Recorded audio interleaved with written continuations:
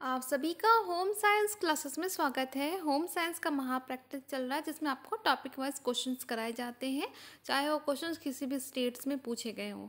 तो आज का हमारा टॉपिक है बचत और बजट।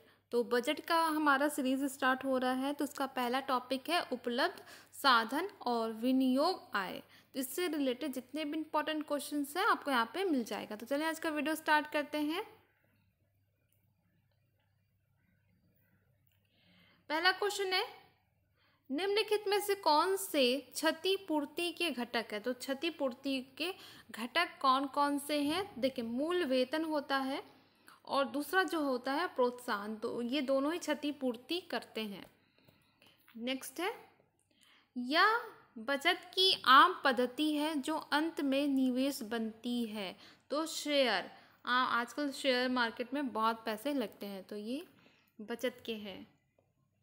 पैसे का उपयोग किए बिना परिवार के सदस्यों को उपलब्ध आय इनमें से क्या है जिसमें भौतिक वस्तुएं और सेवाएं शामिल होती हैं? तो वो होती है अप्रत्यक्ष आय।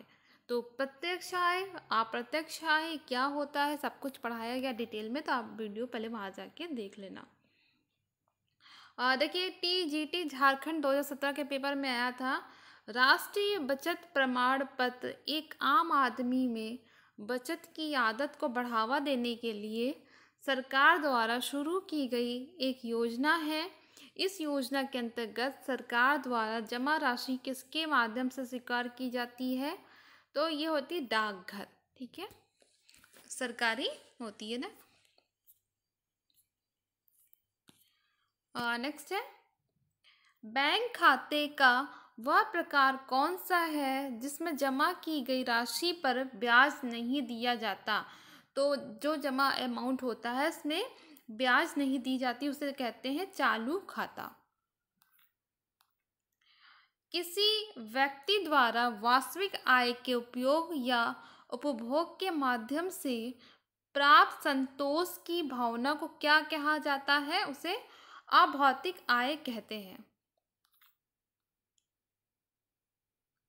एक पॉलिसी जिसे किसी निर्दिष्ट अवधि में या किसी व्यक्ति की मृत्यु के बाद एक मुफ्त राशि, मतलब यहाँ पे मुफ्त, ठीक है, मुफ्त राशि प्रदान करने के लिए रूपांतरित किया गया है, इसका नाम क्या है?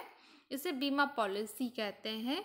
ठीक है, जब उस इंसान के, जब वो व्यक्ति के नाम की जीवन बीमा होती है, उसके व्यक्ति अगर नहीं रहता है तो जो पॉलिसी जितने के अमाउंट का की गई है वो आपको मिल जाता है।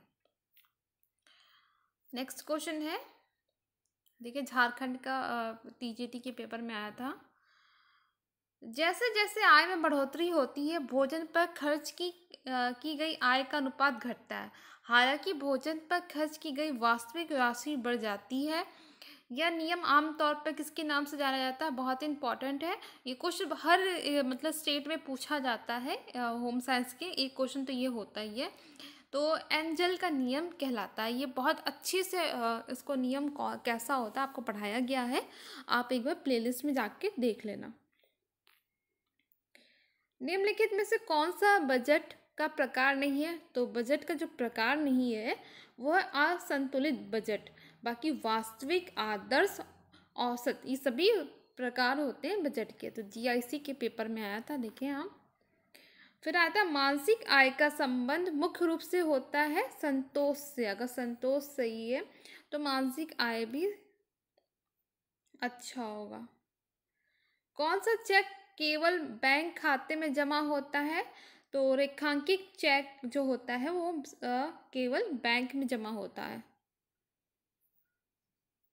मासिक वेतन किस आय के अंतर्गत आता है? तो ये जो मासिक, जो पर मंथ, आपको पर मंथ हो या फिर आपको पर डे मिल रहा हो, ठीक है, या मतलब कि जो आपको फिक्स अमाउंट है, जो आपको एक दिन में मिल रहा हो या महीने में या 15 दिन में या हफ्ते में, वो आपका होता प्रत्यक्ष आय कहलाता है।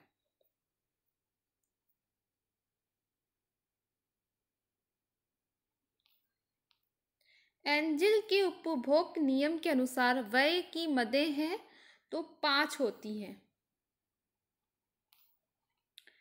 डैश एक मूल्यवान साधन है जिसका उपयोग आय एवं व्यय के आवंटन के हेतु किया जाता है। तो बजट कहलाता है। आप अपना बजट बनाते हैं, आय कितनी है, व्यय कितना हुआ है, ठीक है, और बचत कितनी हुई है, किस पे कितना खर्च हुआ है। नेक्स्ट है, निम्नलिखित में से कौन सी वित्तीय संस्था नहीं है? तो उधार देने वाली संस्था नहीं है। LIC, सहकारी समिति, बैंक, यह आपकी वित्तीय संस्था है। धन संबंधी संस्थाएं होती है। उधार देने वाले तो आप किसी से उधार लेते, कोई संस्था नहीं होता है। दोस्त रिश्तेदारों से आप उधार लेते, लेकिन वो संस्था नहीं होते हैं। इनमें से अनिवार्य बचत श्रेणी में क्या आता है? तो जो अनिवार्य बचत, ठीक है, जो सेविंग्स होता है, वो इनमें से क्या आता है? वो होता है लोक भविष्य निधि योजना। तो आप बचत क्यों करते हैं ये बताएं। बचत इसलिए, सेविंग्स इसलिए की जाती है भविष्य के लिए, कि आगे कोई भी अगर परेशानी आई, कुछ भी प्रॉब्लम हुआ हेल्थ को लेकर, या फिर शादी, घर, आप उसके लिए बचत करते हैं। तो लोक भविष्य निधि को सोचकर आप बचत करते हैं, ठीक है।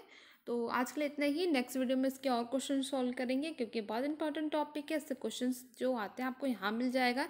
इससे एक्स्ट्रा आपको कोई तैयारी नहीं करनी। अगर आप इतनी क्वेश्चन को तैयार कर लेते हैं तो इससे कोई भी आपका क्वेश्चन गलत नहीं होगा। अगर चाहते हैं आपको ऐसे वीडियोस मिलते रहें तो आप कमेंट करके बताएं। और चैनल को अभी तक आपने सब्सक्राइब नहीं किया तो प्लीज़ चैनल को सब्सक्राइब करें और बेल आइकन को भी प्रेस कर दें, जिससे आपको नोटिफिकेशन मिलते रहे। क्योंकि चैनल के वीडियोस की नोटिफिकेशन आपको नहीं मिल रही है, आप तक नहीं पहुंच रही है, इसलिए आप ये वीडियोस नहीं देख पा रहे हैं। तो आप लोग नोटिफिकेशन जब तक सब्सक्राइब नहीं करेंगे, नोटिफिकेशन नहीं मिलेगी। तो सब्सक्राइब करें, और वीडियो कैसा लग रहा है वो भी आप कमेंट करके बताइए।